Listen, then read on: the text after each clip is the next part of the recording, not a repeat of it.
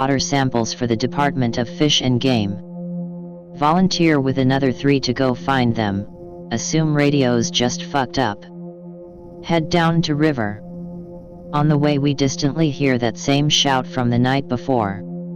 It echoes through the woods, a high-pitched, positively monstrous call the likes of which I have never heard.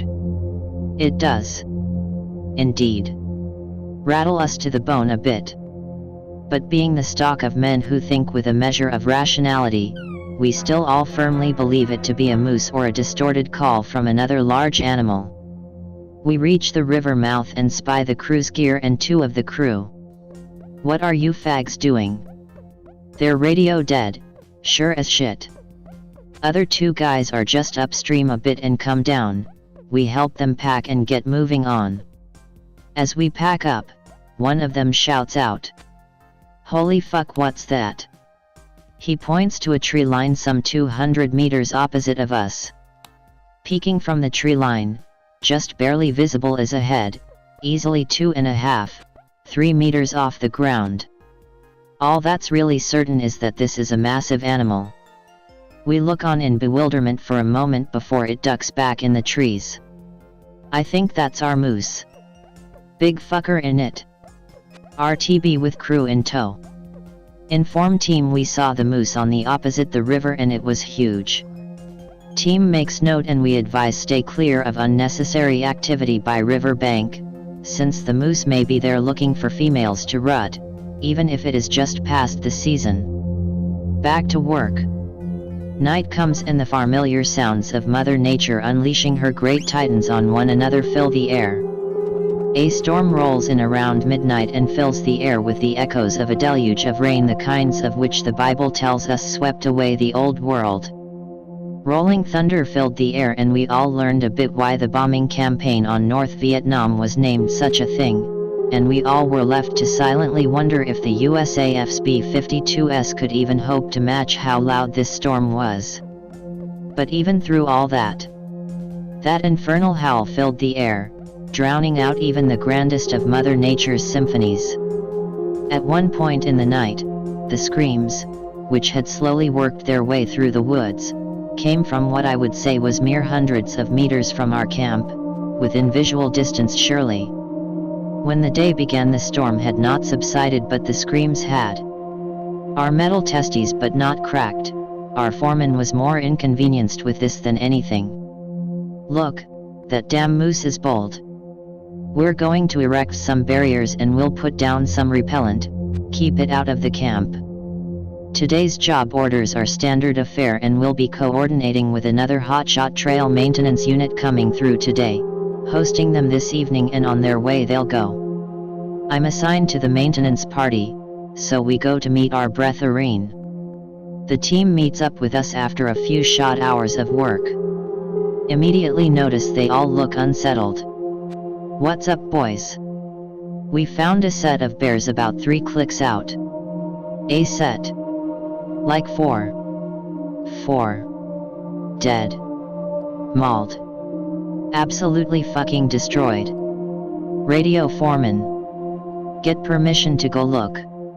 Team and us get a move on. We reach an area with some natural rock covering, a good place for bears to live. What we see is nothing I have ever seen before. 4 bears, 3 adults and a single cub, over an area maybe 200 meters, all gored and mauled to death. A pair of trails leading away. The storm made mud of much of this area. 1, a set of tracks headed to our camp, that of a small grizzly.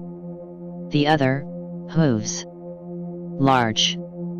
Bigger than any moose print I have ever seen by an order of magnitude. A typical moose track is 13 to 18 centimeters in length. This is 22 to 24 centimeters easily. What's more is it's slightly more rounded, implying the animal has naturally more mass to it than a moose of a comparable size would. What the fuck is this thing?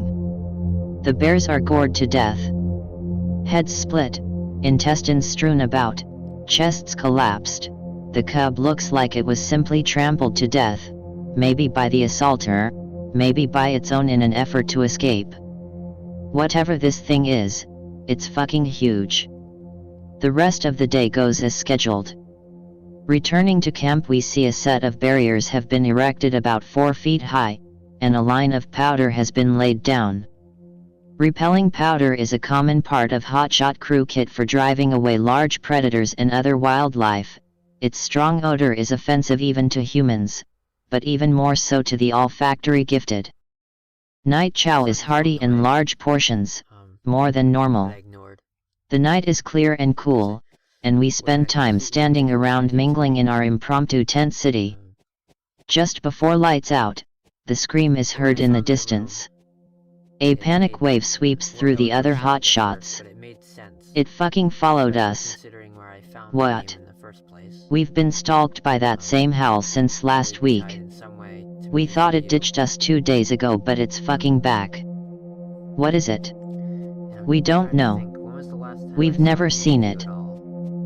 A second scream billows out from somewhere else in the wood. An immediate call is heard after. There's 2 of them. The new foreman is visually shaken. Our foreman, a massive rock on which the waves many immense trebles have broken, and whose fists have likely broken many more jaws, even seems a bit unnerved by this.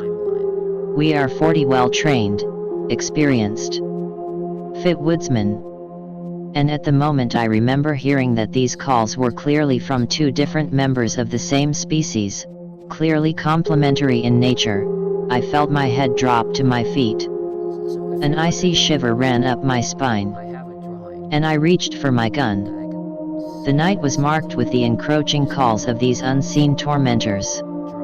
Sleep was impossible. Just before sunup, a call came that sent a collective fear through the camp, the likes of which we never felt again. A call from inside the camp. Maybe it was fear. Maybe it was bravery. But I looked. And there, in the middle of the camp, silhouetted by meager light, I saw what I can only describe as a horror. At its shoulder it was easily 2 meters. Its head was easily 40 centimeters more than that. Atop its twisted head sat a bed of thorn-like outgrowths that I hesitantly call antlers, spanning outwards in a sprawling nightmare. Jagged teeth puzzled its pale brown fire around its face as 4 massive legs carried it, seemingly effortlessly through the Rasputi saw with a gentle squish. Its soulless black eyes gleamed with ethereal bewilderment as it seemingly floated through the camp, its hot breath steaming from its elongated snout. The antlers were blackened and glistened with what I could only assume was blood. This was our bear slayer. This was our monster. It had never managed to develop to a point of full fear for me until these last few hours. I seldom had time to process that we could really be dealing with something that defied logic or reasonable explanation before the eldritch horror presented itself to me. I clutched the handle on my Smith & Wesson tightly. The 4.5-inch long, .50 caliber monster seemed much more monstrous when the prospect of defending myself against a bear was my worst-case scenario. But now I was contemplating employing 5 rounds of 400-grain .50 caliber bullets against what might as well have been a dinosaur. Others in my unit looked on, in what I can only describe as a feeling of abject horror and wonder, as the great being walked through our camp, swinging its massive horns side to side, stepped oh so casually over our barrier, and let out a proud yell, continuing in the direction of the other scream. The morning came soon after, but the screams did not stop for some time after. No work orders were handed out that day. There was no mess. There was no movement. We waited to be attacked by 2 great beasts from a land that time forgot. The attack never came. My foreman called in project delay due to wildlife activity, citing wolf packs as being the issue. Who would blame him? No one would never believed that we just saw a living, breathing god of the forest. The night game and the screams came closer. Those of us with guns clutched them strongly to our chest. Between us we threw more mass in a single 1-second burst than a single 76mm shell did, but we wondered if that could even be enough to stop these things if we had to. Sometime just before midnight they came to our camp. I looked again. For some reason I was less scared this time. It wasn't as horrifying a concept to see our monsters. These two, a male and a female, wandered through our camp casually. Their hot breath issued from their long, jagged mouths, sniffing the air occasionally. The male was the same of the night before, but the female was just slightly less than his in size, without horns. I had neglected to notice it, but the male had tusks, jutting from his lower jaw, at least 1.5 meters long. They strode through the area, mostly silently, for about 20 minutes. As they left, in what was a horrifying display of power, the male's leg struck a medium-weight ATV we use, tipping it over, and pushing it a good 2 meters. Their calls were heard through the night as they wandered away into the wood. Morning came with an unsettling silence. Work orders came. Armed and ready we went about our business. For 2 days after there was no sound, no wildlife but birds and insects singing and buzzing.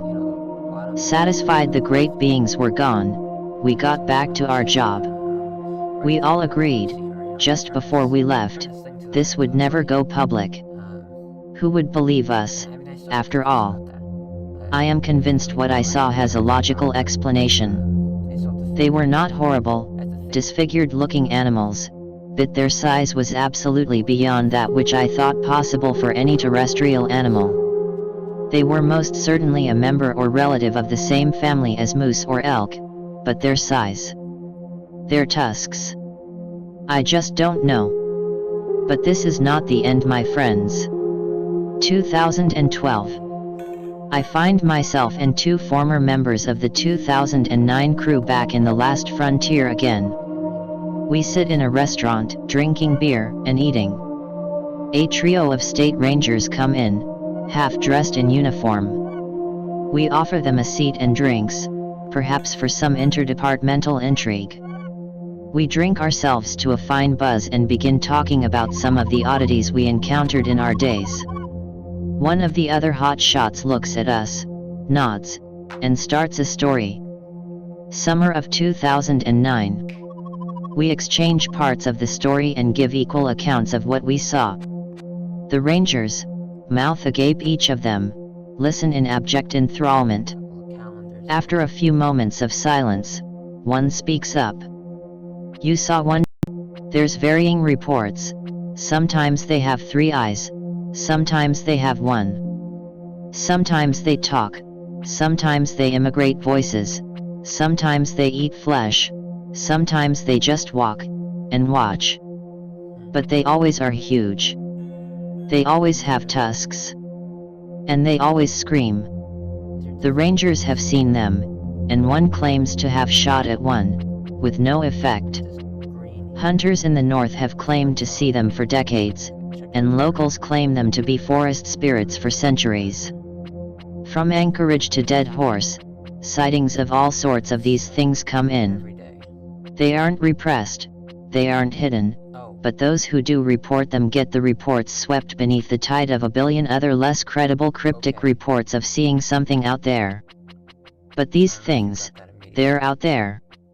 Reminders of a bygone era, creatures from a time long past,